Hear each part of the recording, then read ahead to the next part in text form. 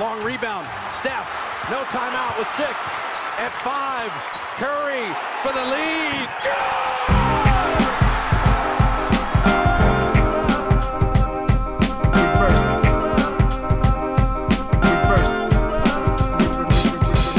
The game's a game. The game's a game. The game's a game. The game's a game. Always.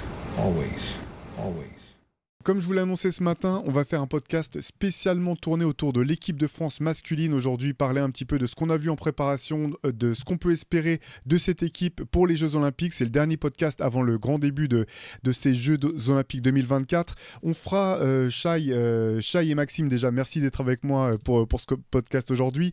Comme je vous le disais aussi dans le CQFR ce matin, en ce qui concerne l'équipe de France féminine, on aura d'autres contenus à vous proposer dans la semaine sur nos différentes plateformes, notamment des interviews qui seront gérés de main de maître par Shai. Première question que j'ai envie de vous poser à tous les deux, tout simplement, et Maxime, je vais te la poser en premier, parce qu'avec Shai, on a pu discuter déjà un petit peu ce matin dans le CQFR des derniers matchs de l'équipe de France. Est-ce que vous avez des inquiétudes concernant cette équipe de France masculine au vu de la préparation, et si oui, lesquelles sont-elles ? Salut à tous, salut Théo, salut Shai. Hélas, j'ai eu une vraie inquiétude. Alors j'ai aussi des choses positives que j'ai observées, notamment hier soir. Je trouve qu'il y a eu quand même du progrès dans le jeu des Bleus et c'est bien aussi de pointer du doigt les satisfactions. Il y a une chose qui malheureusement, je trouve, ne progresse pas, c'est la capacité à mettre en place le jeu. Je ne sais pas ce que vous en avez pensé de votre côté, mais typiquement sur les 4 derniers matchs, donc les 4 dernières défaites des Bleus, j'ai trouvé qu'on n'arrivait pas à monter la balle, à relancer, à passer sereinement le milieu de terrain, à mettre en place les systèmes. Si tu veux, à tout mettre en œuvre pour qu'on puisse derrière dérouler, exécuter et avoir des possessions qui soient propres avec des tirs ouverts derrière qui soient les meilleurs possibles. Et ça, pour moi, c'est une vraie inquiétude parce que quelle que soit l'opposition finalement, alors c'est vrai qu'on a quand même joué des grosses équipes et on pourra reparler de l'Australie qui, à mon avis, est aussi une grosse équipe. J'ai souvent le sentiment qu'on est repoussé, que dans la mise en place, on est gêné, on est empêché et on n'arrive pas à passer au-dessus de ce challenge-là, de cet obstacle-là. Et je pense que ça nous crée beaucoup de problèmes derrière. Il faut voir le nombre de pertes de balles qu'on a pu avoir encore hier du côté d'Orléans face à l'Australie. Il faut voir toutes les possessions qu'on essaye de jouer un petit peu comme on peut parce qu'on voit que le temps s'égrène et qu'on n'a plus beaucoup de temps sur l'horloge. Et on fait des mauvais choix, et donc on prend des mauvais tirs et donc on attaque mal. Et c'est un vrai problème. Et ça, de match en match, j'ai pas vraiment vu de progression. Et c'est ça qui m'inquiète moi le plus pour le tournoi. Shai. Ouais, alors je partage ton constat sur le strict plan du jeu et de ce qui peut poser problème, ce qui peut amener de l'inquiétude, les difficultés à créer tout simplement. Alors ça va avec la mise en place aussi, évidemment. Ce qui m'inquiète plus sur ce qui est moins tactico-tactique, c'est cette série de défaites contre des équipes contre lesquelles on va devoir théoriquement se battre pour décrocher une médaille. Alors tout n'est pas, et tu l'as bien dit, tout n'est pas à jeter. Il y a eu des satisfactions, du mieux, notamment sur le dernier match. Mais j'aime pas l'enchaînement, la dynamique que ça crée sur les défaites, le fait de perdre des matchs comme celui contre l'Australie à la dernière minute. Voilà, ça m'inquiète un peu sur le moral et sur la confiance, parce que je pense que ça joue beaucoup, que quand tu arrives avec des certitudes dans un tournoi de ce niveau-là, ça te permet parfois de surmonter des obstacles du niveau de ceux qu'on va affronter pendant les JO. Et après, c'est déjà une dépendance à Victor Wembanyama. Je pense qu'on ne va pas trop dire le contraire. C'est le meilleur passeur, rebondeur, marqueur de l'équipe en moyenne sur les matchs de préparation. Et normalement, je pense qu'on a le matériel et les ressources pour que ce ne soit pas le cas. Et ça m'inquiète un peu parce que tout Wembanyama qu'il est, c'est quand même un jeune joueur qui n'a pas encore, à mon avis, vocation à porter toute la maison bleue sur les épaules. Mais bon, ça, on en reparlera peut-être après. Ouais, très intéressant ce que vous notez tous les deux. Maxime, j'ai envie de rebondir un petit peu sur ce que tu disais parce que c'est ce qui m'a vraiment sauté aux yeux, notamment dans la défaite face au Canada. Il n'y a pas de honte à perdre contre le Canada, qui est une très belle équipe. Mais ce qui m'a vraiment inquiété, moi, c'est justement ce manque de rythme dans la mise en place et où systématiquement, quasiment, et puis après je vais revenir un petit peu sur le match d'hier, je trouve que la mise en place est lente. Elle est laborieuse et derrière, elle accouche pas forcément sur une tonne de solutions. En fait, on se retrouve assez rapidement coincé dans des situations où le porteur de balle ou du jeu à deux, on est obligé de trouver des solutions un peu à l'arrache. Et vraiment, c'est ce manque de rythme en fait qui m'a vraiment marqué sur ce début de préparation. Hier, l'opposition avec l'Australie, face à l'Australie, j'ai trouvé hyper intéressante parce qu'au bout du compte, en regardant un petit peu, je trouve qu'on a des équipes qui sont assez similaires dans le sens où c'est des équipes athlétiques qui veulent baser leur succès sur leur capacité à défendre et à générer du jeu rapide pour s'offrir des opportunités de marquer. Et hier encore, même si je trouve que c'est peut-être le match dans lequel on a joué avec plus de rythme en fait, notamment à partir du moment après les premières rotations en fait, quand il y a eu Matthews Strazel associé à Nando De Colo, je trouve que là on a trouvé du rythme en attaque justement dans la mise en place. C'est vraiment, on pourra revenir sur le cas de Franck Nilikina, mais je trouve que voilà, en l'état, en tout cas aujourd'hui en 2024, je trouve pas qu'il ait cette capacité à créer du jeu et à créer du rythme, en fait, surtout au poste de meneur en tout cas. Mais ce qui était inquiétant, c'était qu'au bout du compte, c'est sur la durée du match, c'est quand même l'Australie qui a généré le plus de jeux rapides, quoi. Alors qu'on est censé être l'une des équipes, on sait, athlétique, capable de défendre, d'avoir des interceptions. Moi, l'une des actions qui m'a le plus marqué, j'en avais parlé dans notre groupe WhatsApp là, avec Shai, Antoine et Guillaume et toute la troupe, là, c'est qu'il y a un moment, Josh Giddey a fait un coast-to-coast sur une remise en jeu, quoi. À quel moment tu vois ça? Je veux dire, au haut niveau, c'est dingue. J'ai pas un seul souvenir d'avoir vu ça, quoi. Une remise en jeu, ligne de fond, sur la ligne de fond de l'adversaire, coast to coast, c'est juste pas possible en fait. Et donc cette incapacité à effectivement donner le ton dans le rythme en fait, à défaut de le donner dans la qualité, de donner le ton dans le rythme, moi c'est la chose je pense qui m'inquiète le plus, même si effectivement hier dans le match face à l'Australie, j'ai noté vraiment une évolution par rapport au match précédent, alors que les matchs précédents, j'ai l'impression que sur les défaites, c'était un petit peu du copier-coller, et notamment dans la difficulté à mettre le jeu en place. Ouais, je te rejoins, mais ça a été très court, je trouve. On l'a vu par petites séquences, et surtout en première mi-temps d'ailleurs, plus trop en deuxième. Mais je fais le même constat. Et par rapport à ce que tu disais, Shai, je suis complètement d'accord. En fait, hier, c'était une situation de must-win. On doit gagner pour engranger de la confiance et aborder le tournoi dans les meilleures dispositions possibles, malgré les défaites qu'on a subies avant. En gros, on fait table rase, on part d'une feuille blanche, on gagne le match contre une grosse équipe, et voilà, et on est bien dans la tête, et on va aborder l'île sereinement. Et c'est pas ce qui s'est passé. Et c'est ça qui m'embête moi aussi, comme toi, Shai, c'est que dans une must-win situation comme celle-là, où tu es au complet, quand tu joues une équipe d'Australie qui est diminuée, qui est sans son meilleur intérieur, Jock Landale qui jouait pas hier, qui est sans Dante Exum, et tu arrives à perdre, en plus comme ça, sur une ultime possession, sur une espèce d'errement défensif, franchement, de Benjamin. Enfin, ce que fait Dyson Daniels hier à la dernière seconde, c'est juste pas possible, quoi. Il n'y a même pas un système, il n'y a même pas un mouvement qui aurait pu perdre Nando De Colo sur l'action. C'est juste, je me suis fait avoir, quoi. Et ça, c'est quand même, c'est quand même inquiétant aussi. Oui, je partage. Bon, on va essayer d'être positif quand même. Non, mais c'est vrai, mais je partage tout à fait ce que tu dis sur le must-win. Et je trouve qu'on l'a senti notamment dans les ajustements faits par Vincent Collet au fur et à mesure du match. Tu voyais que ce match, c'était important d'aller le gagner, en fait. Et que c'est peut-être bête parce qu'au bout du compte, tu dis, oui, mais il y a 2 points d'écart, 1 point d'écart à la fin. Le scénario aurait été le même. En fait, non, il n'aurait pas été le même, quoi. Si on était sorti de ce match aussi laborieux, aussi compliqué utilité, mais avec la victoire, j'aurais été encore j'aurais été plus, comment dire, je me serais dit, voilà, on a fait un vrai pas en avant dans la bonne direction. Ce que tu disais, Maxime, on va pouvoir commencer à espérer aborder les premiers matchs en confiance, en se disant, voilà, c'était dans notre planning de progression. Bien sûr qu'on aurait voulu gagner tous les matchs, mais on est en train d'avancer, on va pouvoir aborder le premier match du tournoi en pleine possession de nos moyens. Au bout du compte, tu repars avec la défaite et j'ai l'impression que c'est avant tout les points négatifs qui ressortent alors que la dynamique aurait pu être inverse quasiment. C'est ça, ce qui est inquiétant vraiment au sens propre du terme. Vous avez raison, on va parler des points positifs après, mais ce qui est inquiétant, c'est que le tournoi va commencer et qu'il n'y a pas d'énormes certitudes, que Vincent Collet a continué de tenter des choses, de chercher. On a l'impression qu'il cherche encore la bonne formule, les bons joueurs à associer, les personnes qui vont être les créateurs, les disrupteurs, tout ça. Alors que normalement, j'avais l'impression qu'à l'annonce du groupe, il avait une idée assez claire de ce qu'il voulait, des gens qu'il voulait associer. La préparation doit servir à ça. Il y a eu des matchs où on a vu des choses et des gens s'affirmer. Mais là, j'ai l'impression que contre tous les gros adversaires qu'on a affrontés, et du coup, j'exclus le premier match contre l'Allemagne, qui jouait sans les frères Wagner notamment, j'ai l'impression que ça tâtonnait, en fait, qu'on cherchait des choses, que par séquence, ça marche bien, c'est cool, peut-être qu'on va pouvoir s'appuyer dessus. Mais c'est pas des certitudes, quoi. C'est des pistes de réflexion. Et là, je veux dire, le tournoi commence là. Donc, ça veut dire qu'ils vont devoir trouver aussi des certitudes en cours de compétition. Et malheureusement, on a vu par le passé, dans un passé très récent, que c'est pas forcément une bonne chose parce que ça va très très vite et que tu peux très vite te retrouver. Alors, à la maison, peut-être pas parce qu'on sera déjà à la maison, mais tu peux te retrouver vite hors du tournoi parce que tu n'as pas ces certitudes-là. Bon, ça vaut pas que pour la France, attention, il y a d'autres équipes qui se cherchent par endroit, évidemment, mais là, c'est parmi les inquiétudes, moi, c'est celle-là, c'est que ça aurait été l'un des allez, il y a 2 ou 3 matchs, je me serais dit, bah, c'est bien, là, il y a des pistes de réflexion intéressantes, ils vont pouvoir bosser dessus. Là, je me dis juste, bah, il y a encore d'autres questions, d'autres types d'interrogations.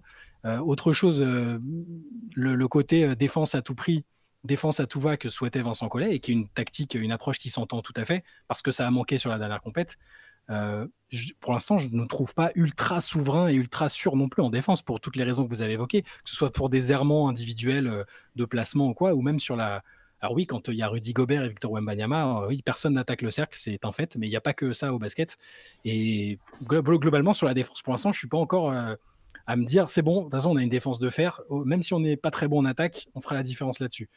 C'est de la théorie et j'espère que ça va se réaliser, mais pour l'instant, je ne le vois pas non plus. Ouais, et tous les points, tu sais, off turnover, comme ils disent aux US, tu sais, qui nous coûtent très cher, je pense, dans le score final. Donc, je suis moins inquiet sur la défense. J'ai trouvé qu'on était pas mal hier. Voilà, c'est les pertes de balles un peu bébêtes quand Daniels qui nous prend la balle dans les mains, qui finit derrière en contre-attaque, qui nous font mal. Il y a bien 6, 8 points, 10 points, j'ai plus en tête la stat, mais ça fait mal. Et quand je vois les autres scores des matchs qu'il y a eu la nuit dernière, je me dis qu'on n'a pas pris tant de points que ça. Je ne sais pas si vous avez vu Japon, Serbie, et puis Porto Rico, Canada. C'était des scores fleuves aussi.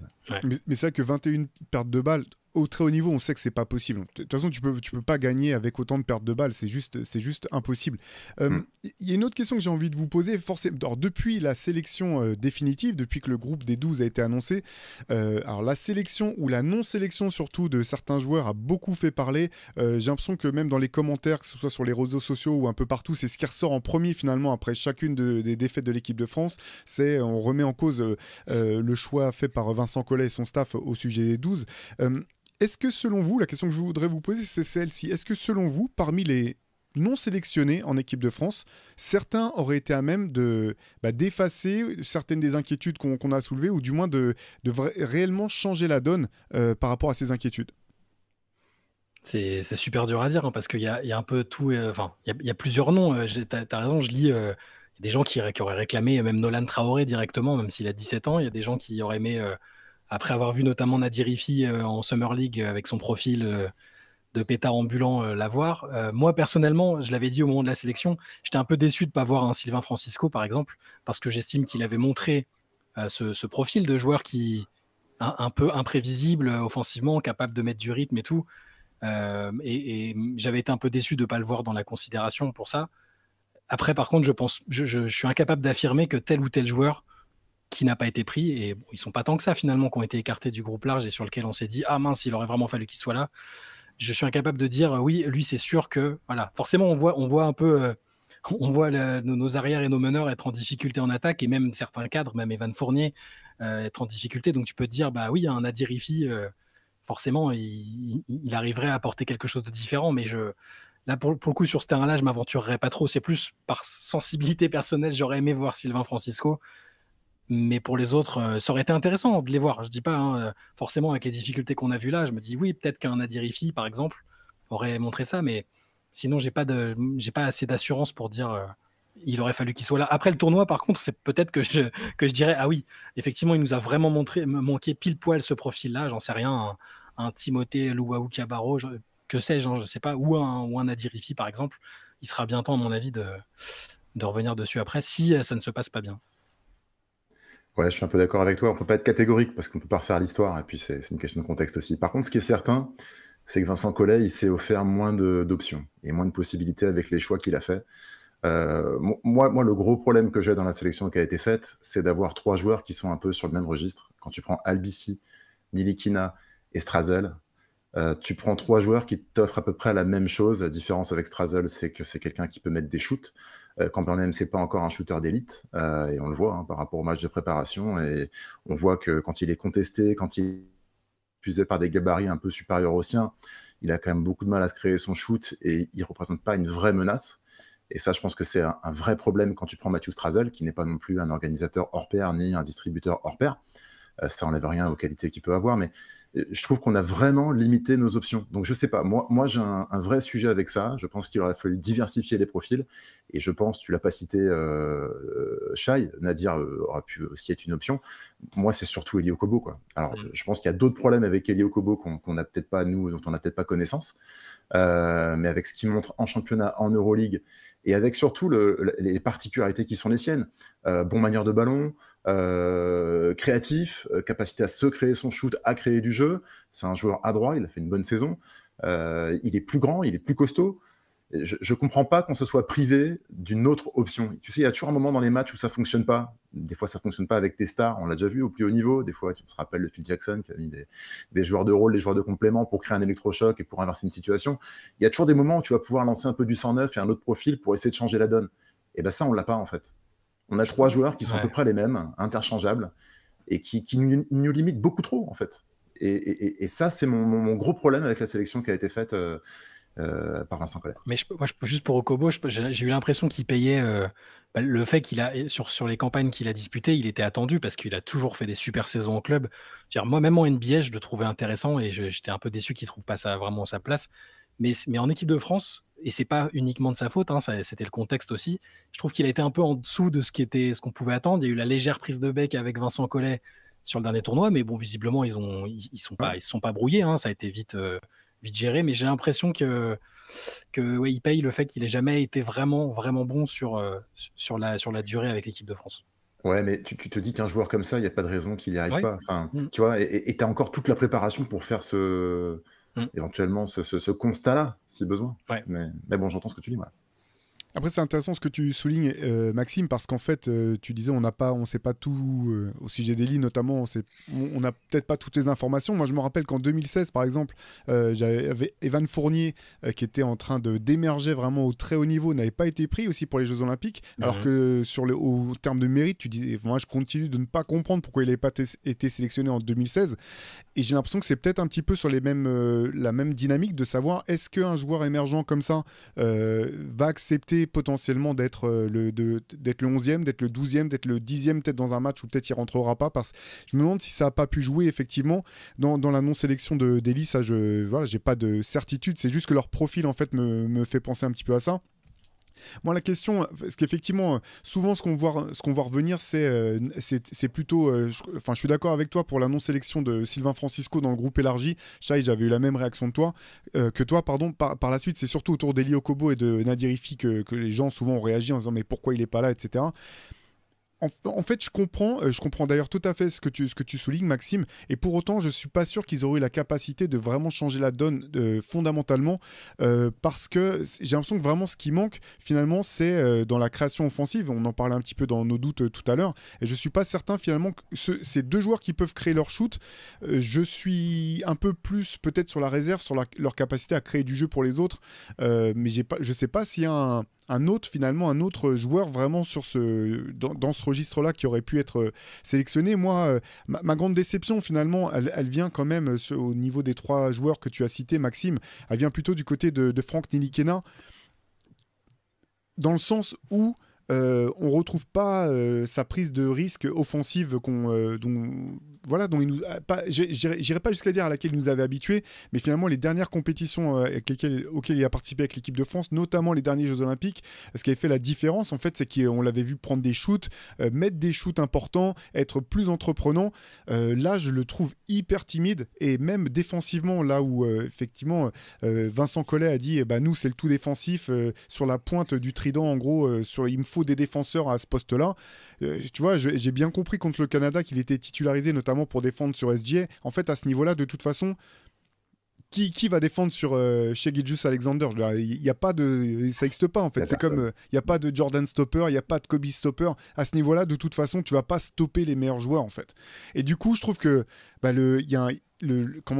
balance, elle est vraiment pas à l'équilibre. Parce que tu gagnes ce que tu perds, ouais. Ouais, exactement. Surtout si tu mises en disant, de toute façon, on va voir Gobert et Wembanyama. Donc tu dis, tu as 2 défenseurs élites qui vont boucher tout un tas de trous derrière la première ligne.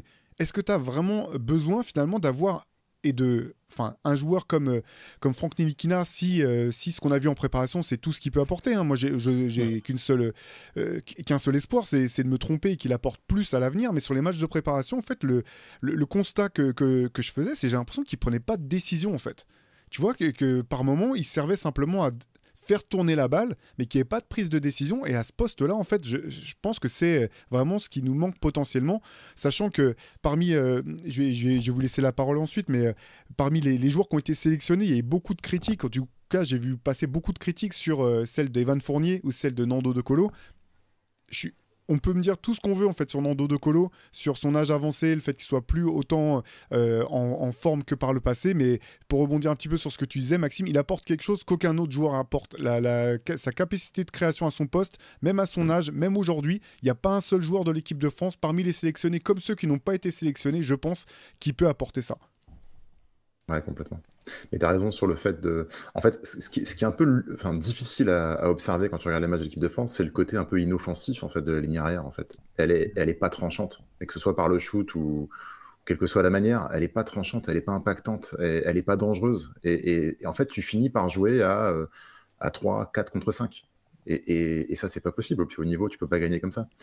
Donc, je te rejoins complètement. Pour Ntilikina... Théo sait à quel point j'ai défendu, ou j'ai espéré pendant des années que ça fonctionne pour lui, notamment en NBA. Et j'étais rassuré de ses respirations qu'il avait en équipe de France, où, notamment sur le plan offensif. Alors, je ne dis pas qu'il a fait des cartons, hein, mais il y a des matchs où il dépassait les 10 points. Je crois qu'il a 8 points de moyenne sur le mondial 2019, celui où les Bleus battent les États-Unis. Ça me semblait être un joueur différent, justement, en équipe de France, qui était capable de prendre les risques qu'il ne prenait plus non plus en NBA. Et c'est en ça que je suis inquiet un peu aussi, c'est qu'il ne prend pas de risques. Peut-être c'est parce qu'il n'a pas joué depuis une éternité aussi, qu'il n'a pas enchaîné les matchs depuis une éternité et qu'il la joue safe. Et ça rend effectivement la ligne arrière inoffensive parce que alors Mathieu Strazel, que je découvre un peu à ce niveau-là, je le trouve très intéressant honnêtement. Et du coup, je comprends tout à fait sa sélection et je comprends pourquoi Vincent Collet... semblait prendre comme une évidence le fait qu'il soit là avec ce qu'il avait montré sur la saison. Et pour Andrew Albici, on connaît ses qualités. Je veux dire, déjà, il y a dans le vestiaire parce qu'il est très respecté, il a beaucoup d'expérience. Mais c'est pareil en attaque, c'est pas le créateur, le plus grand créateur du basket français. Donc oui, ça aussi, ça m'inquiète un peu. Et le fait qu'on ait ni Evan Fournier ni Nando De Colo qui semblent, pour l'instant en tout cas, capables d'être les scoreurs qu'ils ont été, les organisateurs qu'ils ont été, en tout cas au niveau qu'ils ont pu montrer à l'époque, c'est un peu inquiétant, quoi. Après, pour revenir sur Nando et sur Evan, l'un des aspects positifs malgré tout de cette préparation, c'est que j'ai trouvé qu'il y avait quand même une montée en régime des deux en fait. Et Nando hier, j'ai trouvé avant la dernière. Il fait un bon match hier. Ouais, voilà, j'ai trouvé qu'il faisait un très bon match. Et vraiment, c'est pas quelque chose que tu peux lire forcément dans les statistiques, mais en fait, tu vois son rendement diffuse, enfin la manière dont il diffuse sur le terrain, j'ai trouvé bonne. J'ai trouvé Evan Fournier meilleur aussi de match en match en termes de présence physique, d'impact. Même défensivement, absolument, exactement. Un registre sur lequel souvent on peut être très critique envers. Il fait les efforts. Exactement, il faisait les efforts et je trouve aussi même que dans la justesse du jeu, limite, ça va peut-être pas devenir une limite, mais je trouve qu'il est hyper respectueux et tu sens qu'il veut pas trop en faire, qu'il essaie de choisir ses moments. Hier, il a pas eu un énorme temps de jeu en deuxième mi-temps, mais je l'ai trouvé plutôt bon en première mi-temps dans ce qu'il a pu apporter. Donc ça, c'est un des aspects sur lesquels je suis plutôt, optimiste pour la suite des choses. Je trouve que tous les deux sont en train quand même de monter petit à petit, pas suffisamment pour aller chercher les matchs visiblement, mais qui sont quand même en train de monter en puissance. Ouais, puis on l'a vu sur le banc, vraiment encouragé derrière l'équipe jusqu'au bout, même s'il a peu joué, comme tu dis, en deuxième mi-temps. Et c'est super positif. J'ai tendance à penser que ça reviendra à l'adresse. C'est une question de rythme, c'est une question peut-être de confiance aussi. Mais il essaie de trouver un peu sa place, son rôle pour pas trop en faire et en même temps s'intégrer dans un collectif qui essaye de se huiler. Donc, non, les efforts, ils sont là. Mais Nando, pour revenir dessus, c'est vrai qu'hier, il fait un bon match. Et c'est vrai que quand il a la balle dans les mains et qu'il met l'attaque en place, c'est autre chose. Et c'est à ce moment-là qu'on comprend, qu'on perçoit à quel point il a été crucial et si important à l'équipe de France pendant si longtemps. Et c'est justement quand il est en dehors du parquet que ça saute aux yeux. Et ça, malheureusement, on n'arrive pas à trouver une solution à ses absences quand il est sur le banc ou quand il est moins bien sur le terrain parce que il va pas en rajeunissant. C'est clair, on a pas mal parlé des extérieurs sur ce début de podcast. Je vous propose qu'on zoome un petit peu sur ce qui se passe à l'intérieur. On a bien compris que le plan de jeu de l'équipe de France, du moins pour attaquer les matchs, c'était de miser sur nos deux tours jumelles, Rudy Gobert, Victor Wembanyama. Il y a plusieurs matchs où ça a plutôt bien marché sur les premières possessions des matchs, en tout cas. Ça n'a pas toujours été le cas dans la durée. Est-ce que vous pensez que cette association Rudy Gobert, Victor Wembanyama peut vraiment être la base du projet de jeu de l'équipe de France dans l'optique d'une médaille pour ces Jeux Olympiques? Je ne sais pas si ça peut l'être, mais en tout cas, ça a l'air d'être l'approche de Vincent Collet sur ce qu'on a vu pour l'instant. J'ai l'impression que ça peut être une arme par instant, une façon de jouer très très grand contre certaines équipes qui ne seront pas du tout armées pour jouer contre des profils comme cela. Par contre, si ça doit être la base et si c'est l'option principale, voire la seule option, je pense que ça le fera pas du tout parce que bon, il n'y a pas encore eu assez de répétitions ensemble pour que ça le fasse et leur association pose aussi met des limites au reste du jeu tout simplement parce que c'est deux joueurs très grands avec des profils bien particuliers. Moi, je suis pas convaincu.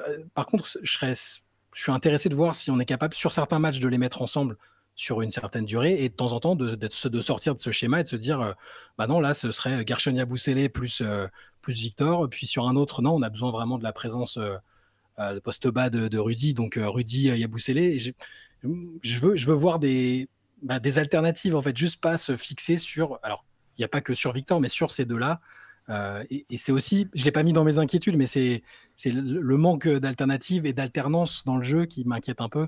J'ai l'impression que la plupart des autres équipes ont différentes options dans le jeu, dans la manière d'évoluer tactiquement, et que nous, c'est un peu limité. Mais bon. Et donc, pour revenir à ta question, je pense pas qu'il faille absolument que ce soit l'arme principale et la réponse à tout, parce que ça peut pas, pour moi, être la réponse à tout, dans le contexte de cette équipe, de comment elle joue et de comment elle est constituée, en fait. Ouais, je suis d'accord avec toi, Shai. Moi, pour moi, c'est pas du tout une arme. Enfin, ça doit pas être l'arme principale. Ça doit être une des armes à disposition de Vincent Collet.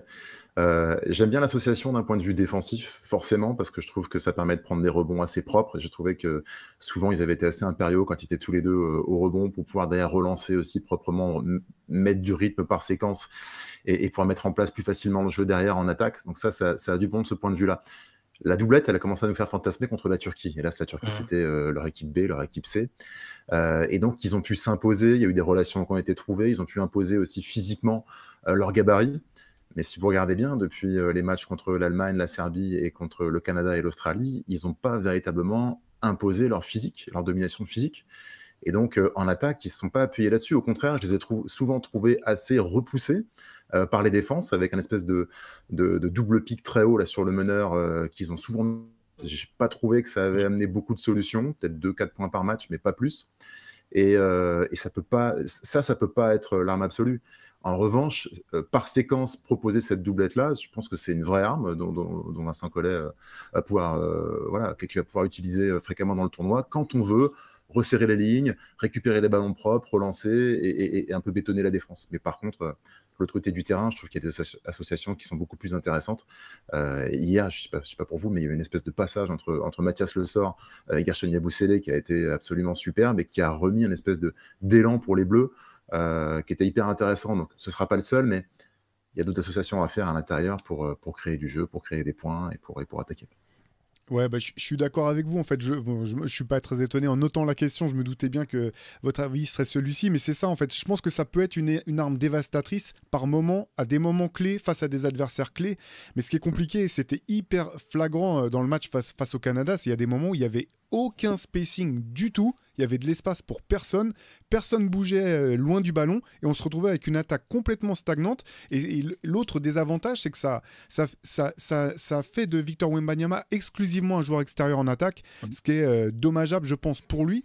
Et aussi pour d'autres, parce qu'en fait, même chose. Ce type d'association fait que Gershon Yabusele ne joue quasiment il ne joue pas qu'à l'extérieur en attaque. Mais finalement, là où on l'a le plus vu briller sur ces matchs, c'est sur de la réception tir à 3 points. Alors, très bien, c'est un super joueur. Franchement, Gershon, il fait des saisons incroyables. Mais c'est dommage de se dire on ne peut pas se servir du reste de sa palette offensive en fait, dans les associations. J'étais très étonné hier dans le match qu'on ne le voit pas plus en deuxième mi-temps. Il avait fait une première mi-temps. Je pense que c'est le passage auquel tu faisais référence, notamment Maxime, là où il a été impérial d'impact. Tout à l'heure, on disait nos joueurs extérieurs sont inoffensifs. Ce n'est pas le cas de Gershon. C'est vraiment un joueur qui peut avoir de l'impact. Donc je pense encore, et là ça va être le gros travail dans les 5 jours qui viennent, et je reviens un petit peu sur mes inquiétudes du début, c'est que j'ai l'impression qu'il y a, en termes de les rotations ne sont pas vraiment identifiées de manière, avec certitude ou moins avec conviction. Et là, je le dis avec énormément de respect parce que je trouve qu'à bien des égards, c'est ce qu'il y a de plus complexe en fait. Gérer les rotations en temps réel, faut que tu gères la fatigue des joueurs, le nombre de fautes, ce que fait l'adversaire qui peut aussi te faire changer tes plans en dernière seconde. Il y a tout un tas de paramètres qui peuvent venir perturber ça, mais tu affrontes ça plus facilement quand tu sais que voilà, tu peux faire jouer ces joueurs-là ensemble dans telle situation, ceux-là ensemble dans telle situation, et que tu as une espèce de panoplie en fait sur laquelle tu peux te reposer. Là, je suis un peu dubitatif comme vous en fait sur l'utilisation de Rudy et de Wembanyama, pas tant dans l'absolu que dans les faits. Et notamment, je reviens, on parle beaucoup de la remise en jeu des 2 dernières secondes hier, mais avant ça, il y a 2 rebonds défensifs qui ne sont pas contrôlés, en fait, qui amènent à notamment à cette remise en jeu. Voilà. Bon, le staff aussi est en préparation, ça faut le rappeler, quoi. Il n'y a pas que les joueurs, quoi. Mais t'as raison, hein, c'est un casse-tête énorme pour Vincent Collet, hein, la gestion et des rotations à l'intérieur, c'est un vrai job pour le coup, ça doit être très compliqué, et il peut remercier, non, c'est triste de le dire comme ça, parce que Vincent Poirier a été blessé, en plus c'est un joueur que j'adore, mais le fait qu'il se blesse, ça a dû lui enlever une grosse épine du pied déjà aussi pour faire sa sélection, parce que je pense qu'il aurait été bien embêté pour choisir 4 intérieurs avec Vincent Poirier en plus. Mais t'as raison, ils sont pas encore rodés, on ne sait pas exactement à quoi s'attendre. J'ai l'impression quand même qu'on s'accroche à ce fantasme de Gobert Wembanyama en se disant on a l'arme absolue. Peut-être que c'est pas l'arme absolue, et peut-être qu'en fait le 5 de départ il commencerait peut-être pas avec Wembanyama Gobert en fait, et peut-être qu'il faut envisager d'autres choses, mais c'est pas facile. Je mets à la place de Vincent Collet, c'est pas évident. Alors j'en viens à ma question suivante, parfaite transition Maxime. Est-ce que pour vous, est-ce que vous avez un 5 de départ, je ne parle pas de 5 majeurs, hein, je fais bien la distinction, mais un 5 de départ qui vous semblerait optimal pour commencer les matchs, ou est-ce que ça peut être celui proposé par Vincent Collet, ça peut être d'autres propositions, est-ce que vous avez ça en tête? Je vais te laisser Maxime, hein, parce que c'est un énorme casse-tête. Je sens que tu as des idées. Ouais, j'ai des idées. Je ferai en réaction à toi. Ouais, ça roule. Non, il y a quelque chose que j'ai beaucoup aimé ici. Il avait été absent au match précédent. J'ai beaucoup aimé ce qu'a amené Nicolas Batum hier. Et à la manière d'un De Colo, en fait, quand il est sur le terrain, je trouve que les choses elles se passent différemment. Et le jeu d'attaque, il est plus fluide, il est mieux amené, il est joué plus intelligemment. On a vraiment besoin de Nicolas Batum. Moi, c'est mon sentiment. Donc, j'en ferai un titulaire indiscutable, parce que je trouve qu'il apporte trop de choses en termes de liens, on en parle tout le temps comme un glue guy, mais ça va au-delà de ça. Il y a sa perso, bien sûr, mais il y a tout ce qu'il apporte sur le terrain, les petites choses, les détails, son adresse à 3 points, il est quand même létal dans les corners. Au-delà de ça, il est très juste dans le jeu qu'il peut apporter. Et puis, je trouve que c'est un très bon complément, en fait, à la fois des arrières et des intérieurs dans le relais et ce qu'il peut apporter sur le terrain. Donc, lui, j'en ferai un titulaire indiscutable, Wemby, bien entendu. À la main, j'aurais presque envie de faire starter De Colo en me disant tu le fais starter parce que tu es dans la foulée de l'entraînement, de l'échauffement, il est chaud, il peut rentrer, quitte à sortir assez rapidement, mais il met l'équipe sur les bons rails, sur le fait de distiller les bons ballons et de mettre en place le jeu, quitte à sortir assez rapidement et se faire remplacer. Et après, dans la raquette, entre Gobert et Yabusele, j'hésite, je sais pas trop. Le rêve de Vincent Collet, c'est de revenir à l'ADN défensif qui était le nôtre et qui nous a fait gagner autant de médailles. Donc si c'est vraiment ça le credo, Gobert Wembanyama, ça a du sens. Si on a envie de se mettre en confiance et de créer du jeu et de se dire qu'on peut aussi marquer des points, peut-être que c'est pas la bonne association, mais ça dépendra un peu de la philosophie de jeu, quoi. Ouais.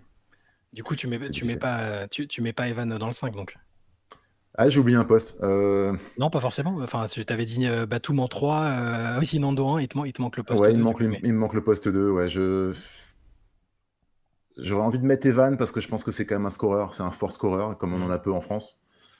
Je pense que je mettrais Evan. Moi, dans un souci. Alors, si vraiment je prenais ce qui me semblait le plus équilibré, ça ne veut pas dire que c'est celui où il y a le plus de talent, mais s'il doit y avoir un équilibre défense et attaque, même si on a des difficultés en attaque, je sais pas, j'ai vraiment bien aimé ce que j'ai vu de Matthew Strazel, donc je me demande si, même si c'est pas s'il aura peut-être pas le meilleur temps de jeu, s'il finira pas les matchs, je me demande si à la main, c'est pas le joueur que j'ai préféré pour l'instant. Donc je mettrais peut-être Strazel à la main. Je pense que Nando a besoin de commencer les matchs aussi pour une question de rythme que tu as évoqué. Peut-être Batum en 3 dans le rôle qu'on lui connaît, avec peut-être un petit surplus d'agressivité offensive que j'aimerais voir pendant le tournoi. Et sur la question de la raquette, alors je reviens sur les extérieurs. J'ai presque envie qu'Evan sorte du banc pour être libéré peut-être de la pression du titulaire et qui soit libéré et qui soit là vraiment, qui score comme un 6e homme, quoi. Quitte à avoir un meilleur temps de jeu que l'arrière titulaire, peu importe. Mais donc moi, je ferais peut-être sortir Evan du banc pour tester au moins dans un premier temps. Et après, pour la raquette, sur le niveau affiché pendant la préparation et sur la complémentarité, je pense que je mettrais Gershon Yabusele en 4 et Victor Wembanyama en 5, quitte à ce que Rudy ne commence pas les matchs, ou pas tous les matchs en tout cas. Ouais, c'est intéressant parce qu'en fait, quand je me suis posé aussi la question de mon côté, finalement, quand je regarde ce roster, je trouve qu'il y a pas mal de... Et c'est ça la difficulté, c'est qu'il y a pas mal d'associations possibles, en fait. Et tu peux effectivement proposer des visages possibles. J'avais beaucoup de mal à m'arrêter sur un 5 définitif, en fait. Je pense qu'il y a vraiment plusieurs options. Je vais me permettre de vous les donner. En fait, j'ai 2 options, en fait. En fonction, effectivement, du profil que tu recherches, si tu veux le tout défensif ou si tu veux donner un petit peu plus d'allant. Moi, j'ai identifié 3 joueurs quand même que, finalement, j'aurais mis systématiquement. Alors, moi, je te rejoins sur Nicolas Batum, Maxime. Finalement, parfois, j'ai pu être critique de Nicolas. Hier, d'ailleurs, il a eu un moment un peu dur, hein, avec des balles perdues malgré tout. Mais je trouve qu'il a finalement... Il a l'expérience, la polyvalence et cette espèce de côté facilitateur, même si c'est plus du tout, enfin voilà, c'est pas une arme offensive première en fait, c'est vraiment, il peut faire payer les rotations défensives adverses, mais je trouve qu'il apporte quand même pas mal de garanties. J'aurais mis Matthew Strazel en meneur titulaire, je trouve quand même par son dynamisme et sa prise de décision, celui qui m'a le plus séduit parmi les meneurs. Et j'aurais mis, donc attendez, je vous ai dit... Oui, Strazel, Batum et Wembanyama. C'est les 3 titulaires que je pense que j'aurais été tenté d'aligner quoi qu'il arrive. Et derrière, c'est vraiment les 2 profils dont on parlait. Alors, De Colo, moi j'ai un 5 avec De Colo, effectivement, où ça serait Strazel, De Colo, Batum, mais pourquoi pas Gobert avec Wembanyama, parce que tu as de la défense derrière et tu as de la création devant, ce que je trouve intéressant. Ce que j'aime bien aussi dans le fait que De Colo sort du banc, c'est que tu te dis que si tu as un problème de création dans le début du match, bah, tu as quand même cette ressource en fait, de dire bon, bah, maintenant on va mettre Nando pour remettre les choses à plat, ce que tu as pas forcément si ton début de match se passe mal et qu'il est déjà sur le terrain, qu'il a déjà joué 5-6 minutes. Et donc mon autre 5 potentiel, moi j'aime bien le dynamisme qu'apporte Isaiah Cordigné dans les débuts de match, que ça soit défensivement, je trouve que c'est un de ceux justement qui part vite quand on a la balle, il trace devant, il reçoit peu de ballons, mais souvent c'est le premier parti, un des rares aussi peut-être qui bouge sans la balle parmi nos extérieurs, avec des coupes dans le dos de la défense. Et donc j'ai un autre 5 en fait avec Strazel, Cordigné, Batum, Yabusele et Wembanyama, et là je trouve que tu mets la défense un peu plus sur les postes extérieurs et tu donnes un peu plus de punch offensif avec Yabusele. Mais c'est une question qui est pas simple, hein. Je voulais poser parce qu'en fait, voilà, tous dans notre canapé, on peut dire ouais, pourquoi il a pas mis celui-ci, pourquoi il a pas mis celui-là. Je pense qu'on se représente pas toujours, que ça soit pour Vincent Collet comme pour tous les sélectionneurs en fait. C'est-à-dire que à ce niveau-là, bien sûr, il peut y avoir des erreurs. Mais c'est rarement des erreurs d'inattention. Tout a été pesé. Derrière, c'est des choix en fait assumés par les sélectionneurs. Mais il y a peu de choses laissées au hasard. Mais en fait, quand je regarde ce roster, je me dis, il y a quand même de la matière pour avoir plusieurs types d'associations de joueurs. Et c'est là, je reviens là-dessus. J'ai l'impression que pour l'instant, c'est là où on pêche un petit peu, c'est de ne pas avoir trouvé la bonne carburation entre ces différents éléments, quoi. La bonne identité, en fait. Ouais. On n'a pas trouvé l'identité encore. C'est ça qui est difficile. C'est plus problématique, ça, du coup. Ouais. Et juste, on est d'accord, Théo, que toi aussi, du coup, tu faisais sortir Evan du banc, du coup, à chaque fois. J'ai beaucoup hésité, en fait. Mais moi, j'aime bien en sortie de banc quand même. Et l'autre élément, c'est que... Ouais, j'aime bien son côté. En fait, j'ai l'impression que peut-être ça le libère aussi d'un certain nombre de questions. Parce que depuis son retour... Alors, c'est la perception. Hein, je ne suis pas au quotidien avec Evan Fournier. Mais voilà, on sait que c'est quelqu'un, quand il est dans le dur, qui cogite beaucoup. Qui a tendance à s'enfermer dans une espèce de bulle. C'est un compétiteur énorme et j'ai l'impression que le faire sortir du banc, ça peut aussi le débarrasser un petit peu d'une certaine pression et simplifier un petit peu son rôle, quoi, en lui disant bon, bah, tu sors du banc, il faut que tu apportes du punch, faut que tu apportes de l'agressivité. Voilà, c'est pour ça. Mais c'est pas une question de niveau, c'est vraiment plus une question de psychologie peut-être et d'équilibre global. Ouais, c'est pareil, c'est pour ça que je le fais sortir c'est comme toi, quoi. Mais j'ai un doute, à la Coupe du Monde l'an dernier, il sort du banc ou pas? Non. Je crois pas, hein, c'est ça. Donc il reste l'option, parce que c'est lui le meilleur marqueur des Bleus. Après, attends, il y a sur les derniers matchs où ils avaient tout remodelé, là. Je sais pas, peut-être que sur l'un de ces Non, matchs. mais je parle sur les matchs vraiment sur les matchs qui comptent, je pense qu'il était dans le 5. au début de, Oui, il dans le était dans le 5. Hein. Ouais, il était titulaire. Mais est-ce que c'est un rôle qu'il est prêt à embrasser? Est-ce que c'est un rôle qu'il est capable? Parce qu'on sait que c'est un vrai job d'être remplaçant. Il faut aussi l'accepter. Il faut avoir fait le deuil d'être un starter et un joueur, entre guillemets, majeur, parce qu'on a tendance à dire que les joueurs qui démarrent sont les joueurs majeurs de l'équipe. Il y a ces questions-là qui se posent aussi, mais je comprends complètement le fait de se dire, bah voilà, on le décharge d'une certaine pression. Moi, la question que je pose, c'est est-ce qu'au contraire, est-ce que c'est pas un garçon en fait qui a besoin d'être toujours parmi les principales options et considéré comme tel pour donner sa pleine mesure? C'est ça la réflexion que j'ai vis-à-vis d'Evan Fournier. C'est est-ce qu'il n'a pas besoin finalement de ce statut-là pour donner le meilleur de lui-même? Ou au contraire, est-ce que, comme vous dites, il n'est pas mieux dans ce rôle-là aujourd'hui, sans pression, à se dire je rentre, je suis un joker offensif? Pour moi, ça reste une interrogation parce qu'on ne le sait pas à ce stade. Il a toujours starté et c'est comme ça qu'il a fait des perfs l'an dernier parce que mine de rien, il a quand même pas mal scoré l'an dernier. C'est la question que je me pose avec lui. Mais c'est une excellente question et c'est là toute la difficulté. Et puis encore une fois, nous on n'est pas dans le groupe, hein, on n'a pas ces discussions-là avec le staff, avec les joueurs. Mais c'est une vraie bonne question. Honnêtement, tu sais, je comprends les critiques qui ont pu être émises suite au fait qu'il ait été sélectionné après 1 an et demi de quasiment pas jouer avec son équipe NBA, même s'il a pu rejouer un peu sur la fin avec Détroit. Je pense malgré tout que par son expérience et par son niveau, c'est encore un joueur qui est dans son prime d'un point de vue au niveau de l'âge. Voilà, moi j'ai pas été choqué qu'il ait été sélectionné dans cette équipe de France. Je pense qu'il peut apporter. J'ai l'impression qu'il se pose beaucoup de questions, quoi. Dès le premier match, le match contre l'Allemagne où il s'embrouille avec Schroeder, j'étais quand même. Alors j'ai pas été étonné de le voir réagir. On sait que c'est pas un joueur sur qui, tu vois, il va pas se laisser marcher sur les pieds. Mais j'ai quand même été un petit peu étonné de la véhémence en fait de sa réaction. Voilà, j'ai l'impression qu'il se pose beaucoup de questions, qu'il se met une pression que je comprends. Mais là, tu as raison, Maxime. Peut-être que ça serait plus simple pour lui de retrouver une espèce de familiarité, d'être dans le bain tout de suite en commençant les matchs et de trouver son aisance de cette manière. Je sais pas du tout. Mais en tout cas, je serais pas choqué du tout si c'était le choix de. Tu vois, si la sélection changeait et qu'il se retrouvait titulaire, je pense que tu peux très bien mettre sur place un 5 de départ avec Evan dans le 5. Finalement, il y a peu d'indiscutables, en fait, je trouve, pour commencer les matchs. Hein. Après, voilà, encore une fois, commencer les matchs, c'est pas non plus... Les 5 qui commencent le match sont pas forcément les 5 qui terminent le match. T'as pas forcément non plus même tes 5 meilleurs joueurs sur le terrain pour commencer les matchs, ça on le sait. C'est plus ce besoin de mettre du rythme, de donner le ton et d'avoir...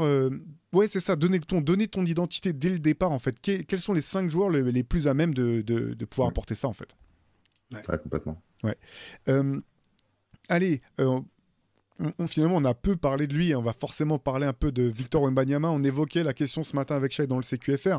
On se rappelle, je sais que vous êtes suffisamment vieux pour vous rappeler des problèmes de Tipeee dépendance, un terme qui avait été sorti à l'époque où Tony Parker était tellement au-dessus du niveau finalement de l'équipe de France qu'on commençait, ce que j'ai toujours trouvé un petit peu curieux, à se poser la question de savoir si c'était pas lui le problème en fait. Genre, est-ce que t'es pas trop fort pour l'équipe de France? Est-ce que on devrait pas te mettre un harnais pour que tout le monde se puisse se hisser à ton niveau?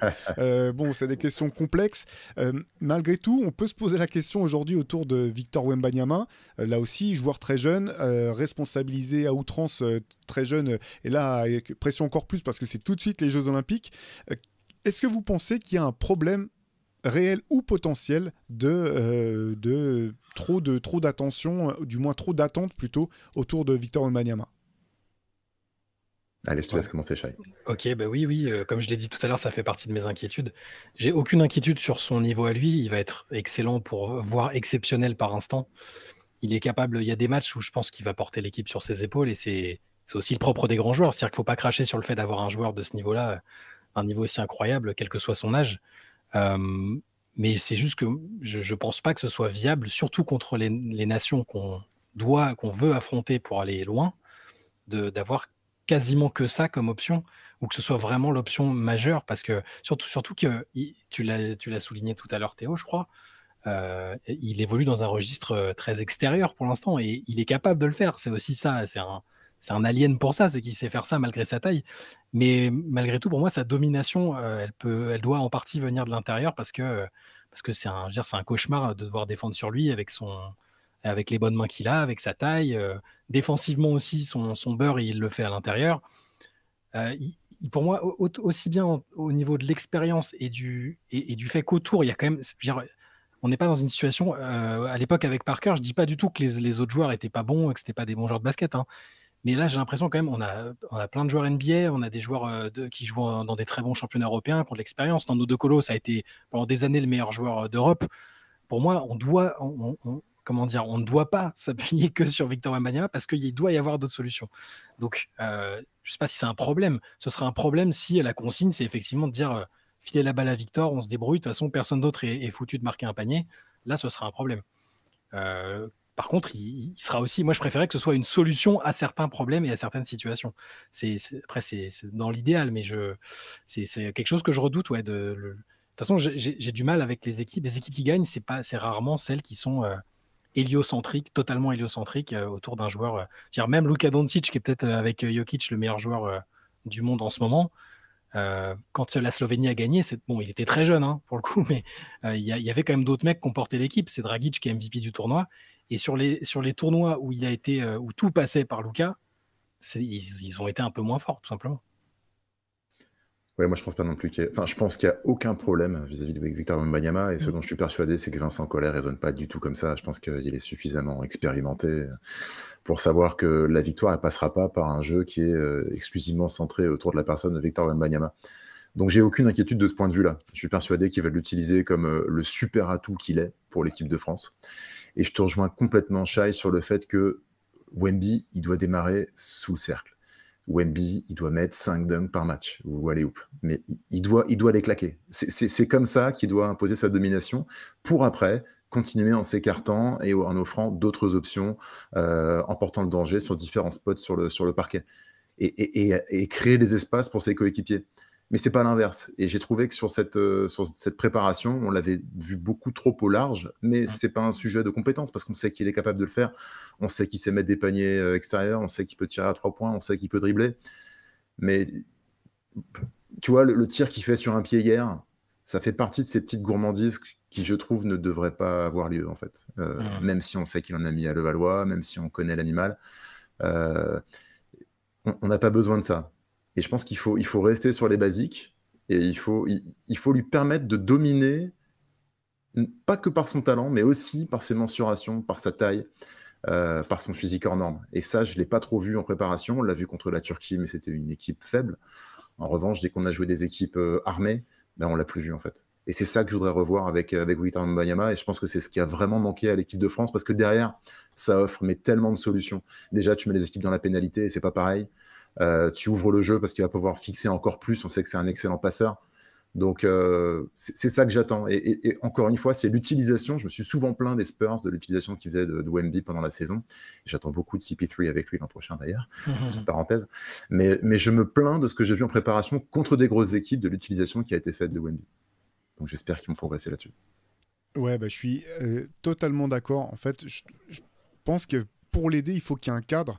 Et il a mis des shoots d'exception, en fait, avec l'équipe de France, la préparation, des shoots complètement dingues. Mais en fait, à chaque fois, moi, j'étais presque autant inquiété qu'Ebaï parce qu'en fait, inquiété du fait qu'ils doivent prendre ces tirs-là, en fait. Dans des situations qui sont pas une fin de match, tu sais, où t'as pas d'autre option et tu dis, bon, voilà, on va donner la balle à Wembanyama et justement, on va se reposer, comme tu l'as dit, Maxime, sur son talent pour créer quelque chose.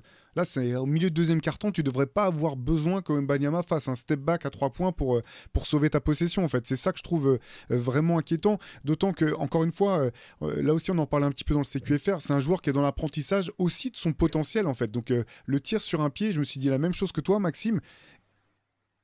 Ça devrait pas avoir lieu. En même temps, je comprends que ça ait lieu parce qu'il est encore en train de se dire, mais enfin, je veux dire, c'est un mec avec un mec comme lui, comme avec Luka d'ailleurs, quasiment, enfin, ou les joueurs, ou comme Jokic, en fait. Tu dis, mais tout est possible, en fait. Il n'y a pas de chose impossible, donc tout est tentable. Et par contre, ce qui est problématique, c'est que tu dois tenter ça dans un match de préparation à tel moment, alors que finalement, ton équipe, elle a quand même besoin de victoire pour se remettre dedans. Même limite, par moment. Alors, ça va sembler dur, hein, mais c'est pas. Je veux pas que ça sonne comme une critique, comment dire, gratuite en fait. C'est que par moment, j'ai même eu du mal à comprendre s'il y avait une utilisation de Wembanyama en fait. J'ai l'impression qu'il était sur le terrain, mais j'avais du mal à comprendre si là où il recevait la balle ou ce qu'il faisait de la balle correspondait à une attente qui avait été définie ou si c'était la force des choses qui faisait que ça se passait comme ça en fait. Et ça, je trouve ça inquiétant. Ouais, il y a beaucoup de séquences où on a l'impression que c'est un peu de l'impro, en fait. Et il part dans une improvisation, parfois heureuse, parfois malheureuse. Et comme il a un talent hors norme, bah, il fait des choses hors normes. Il y a cette action contre le Canada où il est face à Dylan Brooks, il est repoussé à 5 mètres, il le joue dos au panier. Ouais. Il fait un fade-away, il se retourne là sur la ligne de fond, il te sort un shoot, mais incroyable. Mais je suis comme toi, je suis aussi ébahi que je suis dépité en me disant, putain, il faut en passer par là pour marquer des points en équipe de France cette année. Et ouais, on peut se poser la question de savoir qu'est-ce qui est prévu en termes d'utilisation pour Wemby, quels sont ses spots, est-ce qu'il y a des choses qui ont véritablement été travaillées, c'est forcément, mais on ne le voit pas en tout cas. Par contre, statistiquement, déjà, il y a une dépendance, en fait. Je trouve ça fou qu'il soit à la fois meilleur passeur, meilleur rebondeur et meilleur... Enfin, je dis quoi? Oui, meilleur marqueur, rebondeur et passeur de l'équipe sur la moyenne. Alors oui, il y a eu des essais. À l'arrière, on sait que c'est pas encore que le backcourt n'est pas installé. Mais c'est déjà une dépendance et c'est que des matchs de préparation. Donc, il s'impose comme... il est incontournable, mais ça me fait un peu peur que tout passe par lui, qu'il doive, à son âge, avec son expérience, être un point forward, un joueur qui t'enfonce à l'intérieur, le protecteur de cercle ultime, un shooter, l'un des shooters les plus prolifiques de l'équipe. C'est quand même beaucoup demandé, quoi. Ouais, et sur l'utilisation même... défensivement, parfois, j'ai été étonné en fait de voir l'équipe de France changer sur tous les écrans, même dans des situations où t'es pas obligé de le faire. Enfin, du moins, j'ai eu l'impression. Et je me dis parfois, c'est pas parce que tu peux le faire, parce que il a la capacité à défendre sur un arrière ou un extérieur, que t'es obligé de le faire. Et avec Shai, on en avait parlé un petit peu. Je m'étais posé la même question avec l'équipe de France féminine pendant un match de préparation où, pareil, ça commençait, on changeait sur tous les écrans sans que je comprenne vraiment pourquoi on changeait en fait. Et enfin. Je veux dire, je sais pas ce que vous en pensez, mais quand tu changes, notamment sur les écrans, t'acceptes quand même que... Enfin, finalement, les équipes changent rarement en étant agressives sur la balle, en faisant reculer la balle, quoi. Il y a certains moments où j'ai l'impression que en défense comme en attaque, on se dit, ouais, de toute façon, il y a Wembanyama, bah, on va changer. De toute façon, il peut changer, en fait. Mais ça veut pas dire que c'est la meilleure option pour toi systématiquement non plus. Là encore, je doute pas que ce soit des choix qui ont été déterminés en équipe de France et je remets pas du tout en cause les compétences du staff technique français, mais c'est ça qui est un petit peu inquiétant d'un côté comme de l'autre. Parfois, j'ai l'impression qu'on en est déjà à se dire, c'est peut-être ce que tu voulais dire un petit peu, Shai. De toute façon, on a Wembanyama, donc il va gommer, il va cacher un certain nombre de choses, quoi. C'est ça, c'est un peu ma crainte. Ça veut dire que pour moi, ça témoignerait, j'utilise le conditionnel parce que c'est peut-être pas ce qui va se passer. Peut-être qu'on cache très bien notre jeu et que ça va pas se passer comme ça, mais ça témoignerait d'un manque de préparation et d'idées, en fait, qui me désolerait un peu. Donc on n'en est pas là, c'est juste que voilà, c'est juste un avertissement ou en tout cas une crainte de mon côté. Allez, dernière question pour vous. Je vais pas vous demander de vous jouer vraiment, de vous livrer au jeu des pronostics, mais une question quand même. Oui, on va voir comment vous allez apprendre. Au début, je voulais vous demander le potentiel de cette équipe, mais je vais peut-être la résumer de cette manière-là. Est-ce que vous pensez malgré tout que cette équipe de France a, oui, le potentiel de faire un podium dans ces Jeux Olympiques? Est-ce que c'est réalisable, irréalisable selon vous, au vu de la préparation, au vu du potentiel de l'équipe comment est-ce que vous voyez ça? Honneur à toi, Maxime. les gens savent que on appelle ça faire Doc Rivers dans le jargon. Voilà, les gens savent que mon pronostic sera pas fiable. Je préfère laisser la parole à quelqu'un qui... Je pense que ça peut le faire avec un petit coup de pouce du destin. Tu sais, sur les tournois olympiques, pour les plus vieux d'entre nous, ils se rappelleront de Sydney 2000, où on arrive en finale un petit peu avec un parcours un peu heureux, avec des adversaires plutôt faibles. On peut se rappeler du Canada, on peut se rappeler de la Chine, et on est arrivé en finale comme ça, un petit peu par hasard, avec un Euro 99 qui n'avait pas été incroyable. On finit, je crois, 4e de mémoire, chez nous en France. Donc je pense qu'il faudrait qu'il y ait un petit coup de pouce du destin, parce que je pense qu'il y a des nations qui sont plus prêtes que nous, Team USA bien entendu, même si je pense qu'ils peuvent se faire taper sur un match. Et c'est pas parce que le Soudan du Sud est passé à deux doigts de les battre que je dis ça. Je pense sincèrement que le Canada, avec le niveau d'énergie, l'intensité, la motivation, l'expérience qu'ils ont engrangée collective l'an dernier, et on les a pas encore vus jouer avec Jamal Murray, il faut voir vraiment ce que ça peut donner. Je pense que ça peut le faire sur un match, on ne sait jamais.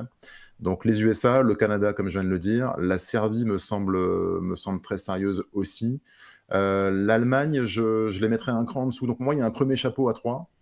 J'ai un deuxième chapeau où je mettrais l'Allemagne et l'Australie. J'aime beaucoup l'Australie, de ce que j'en ai vu. Ils ont tapé la Serbie aussi en préparation. Et encore, ils n'étaient pas au complet, comme je l'ai dit. Quand tu n'as pas ton meilleur intérieur, c'est quand même voilà, une épine dans le pied. Et pour autant, ils sont venus nous battre chez nous, alors qu'on était normalement dos au mur, couteau entre les dents, et ils ont réussi à le faire avec beaucoup de sérieux, sans avoir des performances majuscules. Patty Mills mis à part, qui a encore cartonné hier, il est incroyable. Il est déprimant, lui. C'est clair. Il est ouf. Franchement, il me sidère à chaque fois que je le vois. Son rôle en NBA, il s'amenuise au fil des ans, et pour autant, dès qu'il met les pieds avec un maillot d'Australie sur un terrain avec un maillot d'Australie sur le dos, il est juste exceptionnel. Donc je mettrais Allemagne-Australie, et je pense qu'on n'est pas très loin, voilà, de ce duo-là derrière, ou avec eux.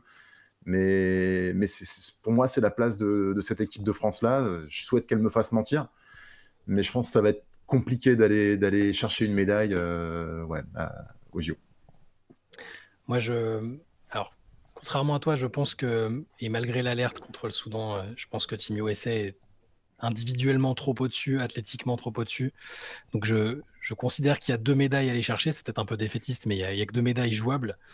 Et oui, je suis un peu inquiet, et en même temps, je n'exclus pas du tout la possibilité que la France, grâce à un bon parcours après, enfin des adversaires favorables, des circonstances, et son propre talent, les propres qualités de ses joueurs quand même, que tout clique, avec un sélectionneur qui a quand même de l'expérience, qui a l'habitude de cette équipe aussi.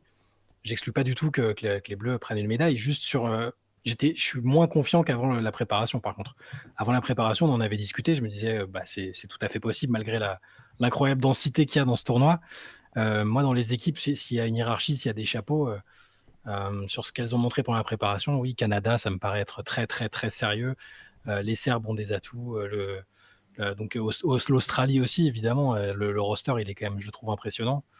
Et même d'autres équipes, je suis rassuré contre personne pour l'instant, en fait. Donc ça peut paraître défaitiste, mais je les vois aussi bien. Les Bleus, c'est le facteur X du tournoi, c'est l'inconnu du tournoi. Ils peuvent absolument, pour moi, atteindre la finale, comme perdre dès leur sortie de poule, malheureusement, si c'est contre un adversaire qui est pas favorable, malheureusement. Il y a l'autre inconnu, c'est la gestion du public et du fait d'être à domicile. On la connaît pas, en tout cas au niveau olympique. On l'a eu lors d'un Euro, et les Bleus n'ont pas gagné cet Euro. Souvenir douloureux. Mais il y a cette gestion-là qui peut être importante. On est peut-être sur une équipe qui va être sublimée par l'ambiance et par le public. On a vu ça arriver. Des équipes moins fortes, peut-être moins talentueuses, mais être complètement différentes grâce à l'appui du public. C'est un autre facteur. Donc voilà, pour moi, c'est une équipe qui peut parfemment finir deuxième, comme sortir directement après les poules. Ouais, alors je te rejoins là-dessus. J'arrive vraiment. Parce qu'en fait, ma raison, si je suis purement raisonné, je me dis, non, il y a quand même trop de failles, trop d'incertitudes et trop peu de temps pour les corriger. Donc ça m'inviterait à être pessimiste. Et en même temps, quand je regarde, je me dis, mais en même temps, il y a trop de talent et d'expérience pour vraiment ne pas avoir de chance. Donc je pense qu'effectivement, c'est une équipe qui peut être médaillée comme sortir en quart. En gros, c'est ça, si je ne me trompe pas, on sort des poules, on sort au niveau des quarts de finale. Et en même temps, je me rappelle de cette équipe de France qui était dans situation inverse, préparation pour l'Euro 2007. On explose la Russie, dernier match de préparation, on leur met 30 points si je ne me trompe pas. Et nous, on finit 7e, si un truc comme ça. Et la Russie finit championne d'Europe face à l'Espagne, en Espagne, alors que personne n'avait misé sur elle. Alors pour autant, je pense que c'était une équipe de Russie qui avait une conscience très aiguë de son identité, de ce qu'elle devait faire pour pouvoir gagner, et que tout s'est bien aligné par la suite. Mais c'est vrai que dans un tournoi olympique, comme tu le disais très bien, Maxime, ça peut jouer à pas grand-chose. Moi, je pense qu'il n'y a aucune équipe qui est imbattable aujourd'hui. Ça inclut Team USA, je continue de le dire. Donc, voilà, il y a un scénario, je pense, dans lequel cette équipe de France peut être médaillée, mais par contre, c'est vrai que cette défaite d'hier me laisse vraiment un goût d'inachevé énorme en bouche. Le fait qu'on n'ait pas pu aller chercher celle-ci, justement, pour se dire, voilà, nos points forts, il faut qu'on travaille sur ça cette semaine. Limite, j'ai l'impression que tu es obligé de retravailler sur tout un tas de choses et tu n'as plus beaucoup de temps. Donc, je suis bien moins optimiste, même que vendredi dernier, Shai, quand on avait fait nos pronostics du CQFR. Donc voilà, n'hésitez pas à nous dire, vous, quel potentiel vous prêtez à cette équipe de France aujourd'hui. Mais il y a du matériel quand même. C'est ça qui je pense, qui est le plus frustrant, en fait. C'est qu'autant certaines années, on se disait, non, on est trop loin, en fait. Tu regardes les tops équipes, tu dis, non, mais on est trop loin. Là, tu regardes, tu dis, il y a de quoi faire, quoi. En fait, c'est un bon point, hein, ce que tu dis, Shai, je l'avais pas forcément en tête, mais c'est vrai que le 6e homme, le public, ça peut aussi être un élément important dans ce contexte-là. Moi, j'avais eu la chance d'aller à Lille à l'époque, en 2015, pour l'Euro. C'était quand même exceptionnel, l'ambiance, même si c'est loin. Pour ceux qui sont sur Paris, en tout cas, c'était quand même énorme et l'ambiance était folle et je suis persuadé qu'ils ont été portés, mine de rien, par ce public-là. Moi, le constat que je fais, c'est que les équipes qui gagnent dernièrement sur les compétitions internationales, elles ont un meneur de jeu ou quelqu'un qui va avoir la balle en main de niveau, de top niveau, en fait, que ce soit Bogdan Bogdanovic, que ce soit Dennis Schroeder à la Coupe du Monde, que ce soit Ricky Rubio à la Coupe du Monde précédente. Enfin, c'est des joueurs qui savent résister à la pression, qui savent gérer leur vis-à-vis, qui savent mettre le jeu en place, et surtout dans les moments les plus chauds, les plus difficiles, et ça, on l'a pas. Et on n'a pas ce joueur-là, on n'a pas ce type de joueur, à moins que Nando retrouve de sa superbe, mais je crois que c'est trop tard. Et c'est ça, moi, qui me fait penser que ça va être très compliqué. C'est aussi sur cet élément-là. Bon, début de réponse le 27 juillet pour le premier match, exactement. 17h15. À quelle heure face au Brésil. 17h15 face au Brésil. 17h15 face au Brésil, voilà, vous savez tout. Nous, on sera là pour débriefer, bien sûr, tout ça, match après match dans le CQFR. N'hésitez pas à nous dire, vous, vos inquiétudes, vos ambitions pour cette équipe de France. Dites-nous ça en commentaire. On vous dit à très vite. Maxime, merci encore d'avoir été avec nous aujourd'hui pour parler équipe de France. Vous pouvez retrouver la plume de Maxime comme celle de toute l'équipe sur Basket Session tout au long de la semaine. Et on vous dit à très vite. Ciao à tous. Ciao. Salut.